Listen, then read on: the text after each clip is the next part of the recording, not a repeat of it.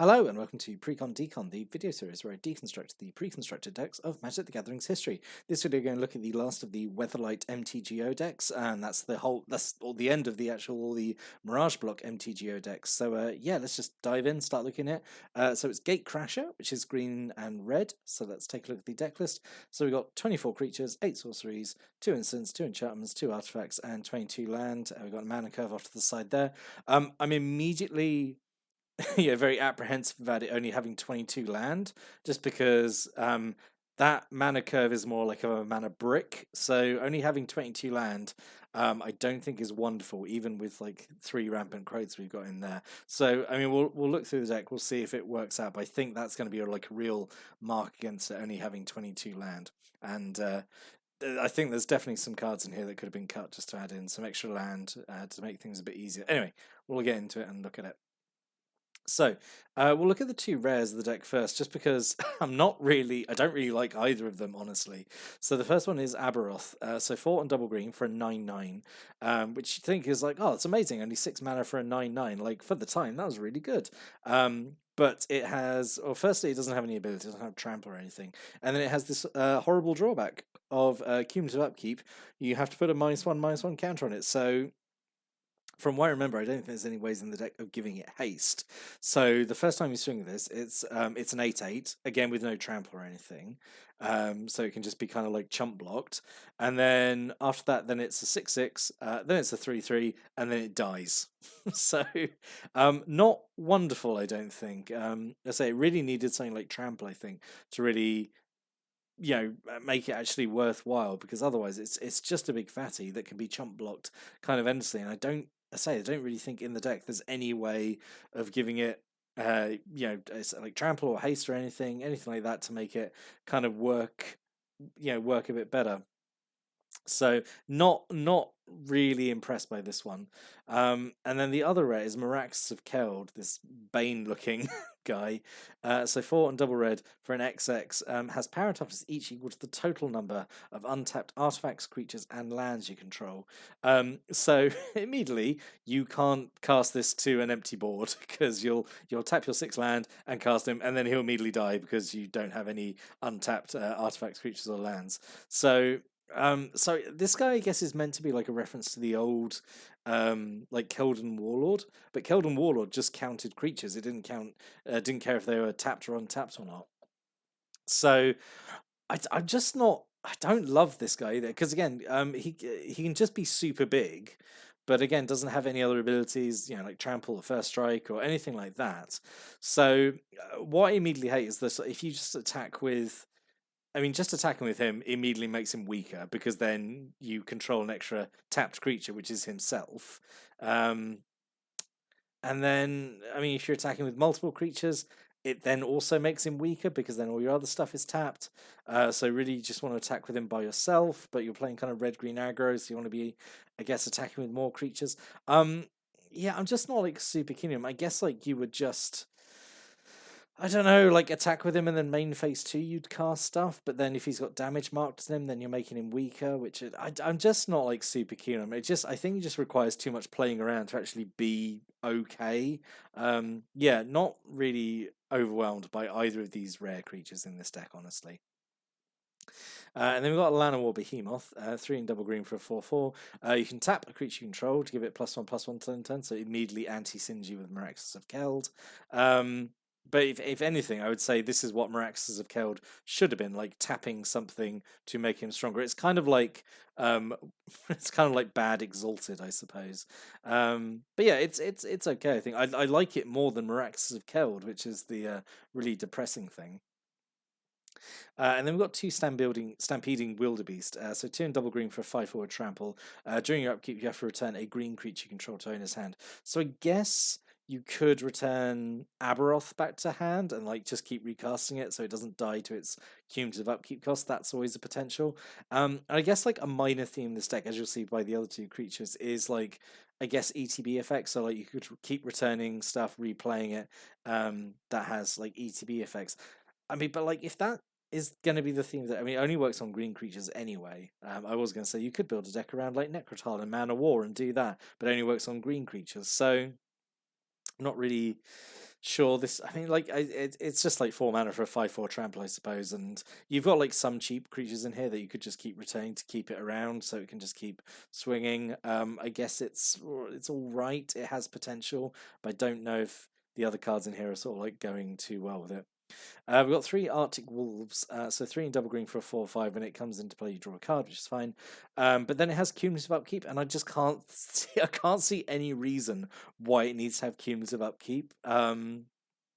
Yeah, so you just have to keep paying an extra 2 every turn just to keep it around, and it's just like not good enough a creature to justify it, I think, because if you're putting cumulative upkeep into this, you're not casting anything else. Um, so again, this is something you could return with Stampeding Wildebeest, I suppose, and keep replaying it to draw a card. But then, is that the best use of 5 mana? Probably not. And it's just crazy. There's 3 of these as well. Like it's like at 5 mana, and it's like it's so mana intensive to like to cast it and then to keep it alive. So really, I really don't know why it has cumulative upkeep. Like, so baffling to me. Or like why it has to be 2. Like why can, like, even at cumulative upkeep 1, this would be like not wonderful. So yeah, not really not a fan of this. And then 2 striped bears, 3 in the green for a 2/2. When it comes into play, draw a card. Again, I guess return this with Stampeding Wildebeest and keep casting it to draw a card. But again, is that the best thing to do with 4 mana, like a sorcery speed, like just draw 1? Yeah, probably not. But at least, yeah, I think it's better than the Arctic Wolves, at least, even though Arctic Wolves is bigger, but it doesn't have a horrible cumulative upkeep cost. And then we've got 3 Llanowar Sentinels, so 2 in the green for a 2/3. When it comes into play, you can pay 1 in the green, search the library for Llanowar Sentinel, and then put it onto the battlefield. So for 5 mana, it can you play it, and then it brings out a copy of itself, which is okay. I kind of wish there'd just been a full playset of these, honestly, so you could just do that. I think it works rules wise that you can then also pay the extra 2 on like the copy that comes in, maybe because it is entering play, so you can do that possibly. Yeah, I just wish there'd been like a full set of 4 of these maybe, but it's okay. It's just a 2/3 then afterwards, isn't it? We've got a single Uktabi Orangutan, 2 in the green, 2/2. When it enters the battlefield, you destroy an artifact. So again, potential. You keep returning and replaying this with the Wildebeest, I suppose, if opponent's got a lot of artifacts, possibly, maybe. And then a single Uktabi Ifrit, 2 in double green for a 5/4. And again, it has cumulative upkeep again, so it's just a kind of undercosted big creature, but it has cumulative upkeep. At least this is only 1 mana, but it's like green mana, so then that also hurts because you're playing 2 colors, so then you can't spend red mana to keep it around. Again, I suppose with the Wildebeest, you could return it and replay it if the cumulative upkeep cost is getting too high. Maybe is that the intent? Ugh, it's not wonderful, is it? Like I'm really not feeling this deck so far. We've got 3 Wall of Roots. This is actually pretty good. So 1 in the green for a 0/5. You can put a -0/-1 counter on it to add green, and you can only use the ability once a turn. So again, you could actually do this with the Wildebeest. Like, it gives you mana, and then you could like return it, replay it, and like it's recharged, and then you've got like another like 4 turns of like using it as essentially like a mana dork, so it can still block and do the ability. I think it's okay. I mean, it's actually I lie. Actually, Wall of Roots is actually a pretty good card. But yeah, it's just it deserves to be in a better deck than this one, honestly. Because I'm really not feeling this one or like the intended strategy, which, as far as I can see, is like just replay big expensive cards for very minor effects. Which then we got 2 Granger Guildmage, 1 green mana for 1/1. Ignore the white ability because I don't think there's any way of triggering it in this deck. And then the red ability is tap it and does 1 damage to type creature or player and then 1 damage to you, which is fine. It's like a ping ability on a 1-drop, I suppose. Yeah, it can kill off X1s. It's alright, I suppose. A single Bowgarden Firefiend, 2 in a red for a 2/1. If it dies, it does 2 damage to a creature. That's okay, I suppose. Sure. 2 Redwood Treefolk. It's just 4 and a green for a 3/6 vanilla creature. Yeah, it's just a big creature, isn't it? Sure. And then non-creature spells. So we've got 3 Rampant Growths, which is good because we've got a lot of expensive stuff, which is, again, like going back to why do we only have 22 lands. Yep, Obviously, we all know what Rampant Growth does. Single Creeping Bold, 2 and double green, destroy an artifact, land, or enchantment. Basically, always has a target. Just a really nice, versatile utility destruction card. It's okay. 2 Incinerates, just nice classic Incinerate, just very reliable burn spell, does 3 to a creature or player. 2 Cone of Flame, 3 in double red to do. Basically, you do 3 damage to a creature or player. You do 2 damage to a second one, and then you do 1 damage to a third one. So the ideal scenario is you hit a player for 3, and then kill an X2 and an X1 maybe. I feel like I've said that like 100 times before, or not 100 times, obviously, but like I've said almost exactly that when looking at this card. I think it's okay. I think it's fine. And then Carevex Torch, I've definitely talked about this one a lot. It's just an X spell with like a really useful ability that makes countering it more expensive. But yeah, it's a big X spell, so yeah, it's perfectly fine. Again, just deserves to be in a deck, I think, with a more generous way of like ramping up and stuff, because we've got so many things in here that like suck up your mana, basically. It's just not wonderful. It's giving me real like Prophecy vibes, honestly, but at least Prophecy cared about having your stuff tapped, whereas all this stuff is like tapping your land just to keep your mediocre stuff around. Oh, not a big fan of it. They've got 2 Fire Whips. Its aura goes on a creature. Play only on a creature you control. You can tap the enchanted creature and it does 1 damage to target creature or player, so it basically turns it into like Prodigal Sorcerer. And you can sacrifice Fire Whip to have it do 1 damage to target creature or player. So you can like double up on the burn in a turn if you want. Like tap the creature, do 1 damage, and then sacrifice the Fire Whip, do 1 extra damage. If you need to, it's all right, I suppose. A single Savage Twister, X red and green, does X damage to each creature. Yep, just kind of like sweep the board. You've got like some fairly big creatures in here, so you do this for like only like maybe like 2 or 3, and that clears out like basically most creatures that were around at the time. And then 2 Dragon Mask with this super goofy art. So there is like a bit of trivia about that, but I'll talk about it in a minute. So Dragon Mask, 3 mana. You can pay 3 and tap. Type creature you control gets +2/+2 turn, and then end of turn. If it's still in play, you put it back into owner's hand. So I think there is definitely meant to be, this is the intent, like the theme of like getting stuff back into hand and replaying it. So you do this on like Arctic Wolves or Striped Bears, anything like that has an ETB effect. You pump it up with Dragon Mask, and then it attacks, and then it goes back to hand, and then you can but it's end of turn as well, so it's not like it goes back and you can immediately recast it. It's like you got to wait until next turn again, so it's not ideal. So the interesting trivia about Dragon Mask is the artist, he really wanted to do like he wanted to do card art of like a really of like a dragon, of like a really intimidating dragon. He submitted this art, and they were like, "Oh no, this isn't great because it's like such a close up of it, and that's generally not how we do creature art." So they designed this card to incorporate the art. I was like, "Oh, what if it's like a mask that the creature wore and stuff?" And then that explains the art. So there we go, a little bit of art trivia there around this card. And then 15 forests and 7 mountains. I say probably not enough land, but yeah. So let's talk about could have been. I've said like extra land, obviously. Potential other cards I think were just okay, like red green cards. So Fervor, I think, was a possible here. So 2 in a red gives all your creatures haste. I think a lot of creatures in the deck really appreciate that. Basically, like Aberoth and all the stuff with cumulative upkeep, so they could at least swing before you have to start paying cumulative upkeep costs for them, possibly. Call of the Wild, I think, was another potential choice here. 2 in double greens enchantment. You can spend 2 in double green. With the top card of your library to all players. If it's a creature card, it just goes straight into play. Otherwise, it gets sacrificed, which is it's weird actually to say that it's buried because you're just revealing it. It's actually not in play for that bury effect and it would just be you just put it into your discard pile. So super weird wording on it in that way. But yeah, like the deck is obviously mostly creatures, and you've got expensive creatures, so this could help cheat stuff into play, possibly. And Veteran Explorer to help with ramp, actually. So Veteran Explorer is a card I actually quite like. So 1 green mana for a 1/1, and when it dies, basically everyone can search up 2 basic lands and put them straight into play.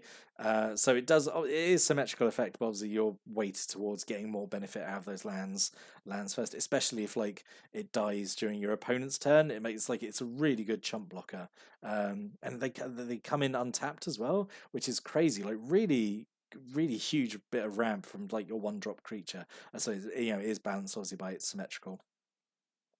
But yeah, overall, I don't like this deck. I think this is probably my least favorite of like actually out of all the Mirage Block MTGO decks. I just think it's just really it's just bad. I think it's just full of like some really just rubbish creatures, honestly. So yeah, not a fan of this one at all. Like I really don't like the rares in here. I think both Aberoth and Miraxus are both just pretty bad cards, honestly, or like they require so much workaround to like make them actually sort of decent. And the this kind of strategy of like bouncing stuff and maybe replaying it, I just think it's just really dirtly and just like not great. I think it's just really ineffective. So no, I'm not a big fan of this one. But if you got any thoughts or stories or comments, opinions about this one, stick a comment down below. I'll give those a read and yeah, we can have a little discussion about it. But that's it now for all the Mirage Block MTGO decks. And what I thought as there are only 12 of them, yeah, I like doing these, top and bottom videos and stuff. But as there's only 12, it seems silly to do like a whole separate video for them. So I thought I'd just roll it in at the end here. And rather than sort of like doing, I can't do a top five or a bottom five because I said there's only 12 of them. Even a top three or a bottom three, I think was really, really pushing it. Overall, I think like these decks were kind of okay. It was really nice to go back and like look at some really old, nostalgic cards.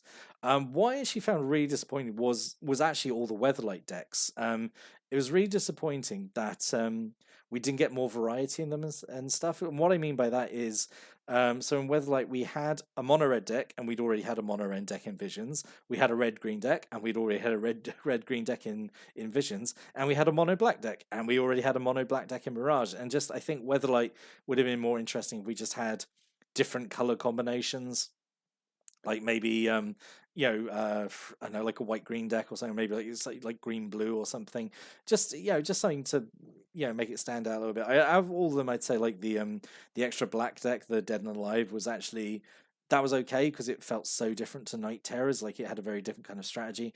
But yeah, the other, and like I suppose the Fiery Fury still felt different because it was like a burn deck as opposed to Wild Eyed Frenzy, which was kind of like a more like an aggro deck, I suppose. But like it was still disappointing just to essentially just get like like more of the same. Like, and obviously they used a lot of the same cards, so it was a little disappointing that in that regard. So I thought the Mirage and Vision decks overall were better, and Weatherlight I think really was really like a bit of a dip in quality, honestly. So let's talk about like, I'm just gonna say what my favorite and least favorite ones were. So my favorite one was from Mirage. It was the Ride Like the Wind, which is the red white night deck. I just really liked this one. I thought it had I think it would have played pretty well. It seemed, from what I remember, it had like a lot of consistency. There was a lot of kind of like two and three ofs. And I just like knights, and like they all had flanking, which I think is a cool ability. So yeah, this one was probably my favorite one. And then my least favorite, as you probably tell from this video, is this Gatecrasher one. I think that one is really bad, like compared to all the others. There have, out of the 12, there were some that were like a little bit nah, but yeah, Gatecrasher I think is definitely bottom of the barrel. Like I just think it's like a really bad deck, and it's so hard to make like red green like aggro bad, but this one managed it. So yeah, that was my least favorite out of all these MTGO decks. But yeah, so I'll be back soon. I hope you really enjoyed this look at these kind of really retro Mirage decks. I think it was such an interesting thing for them to do, to make precons for like an older set. I think that was really fun to do. But yeah. I'll be back soon with more content. We're sort of like creeping ever closer to eventually taking on dual decks. But those will be coming in due course. We'll have some other content before then about something else, probably like some more like obscure products like we had with Beatdown and anthologies. But yeah, subscribe for updates, so you can always catch new videos and see what I'm talking about next. And yeah, thanks for watching. It's always appreciated that you have a dedicated group of you who are always watching and leaving comments. I absolutely love it. And yeah, I hope you join me for the next video. But yeah, thanks for watching and listening, and have an amazing day.